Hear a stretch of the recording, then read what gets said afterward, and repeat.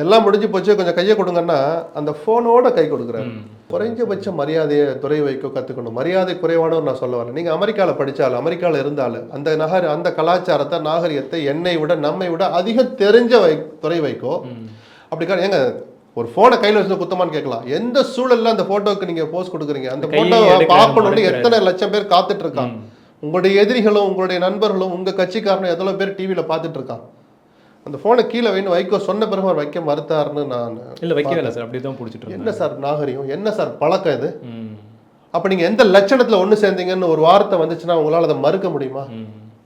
சொல்லுங்கள். அதுக்கப்புறம் தெளிவாக பேசினார் துறை வைக்கும். அதை நான் இல்லைன்னு சொல்லலை. அண்ணன் தவறுக்கு வருத்தம் தெரிவிச்சார்னார். மல்லை சத்யாவும் அது வரமா தப்பு தான் சொன்னார். கூட்டத்தெல்லாம் முடிச்சுட்டு வந்து ஃபேஸ்புக்கில் தான் எழுதியிருக்கிறாரு, என் படத்தை தயவுசெய்து எடுங்கடான்னு. ஏன்னா அது ஒரு பிரிவுக்கு பிளவுக்கு வழிவகுக்குன்னா அதை உணர்ந்து எடுங்கன்னு சொல்கிற அளவுக்கு மல்லை சத்யாவும் திருந்தி வர்றாரு. சில விஷயங்களை புரிஞ்சுக்கிறான்ற போது நீங்களும் திருந்தி மாறி அதை இணங்கி வரணும் இல்லை சார். அந்த இணக்கங்கிறது உங்களுடைய உடல் மொழியிலையும் தெரியணும். தெளிவாக பேசுனீங்கன்னு சொல்கிறேன் நான். வாய்மொழி ஓகே, உடல் மொழி எங்கே போச்சு?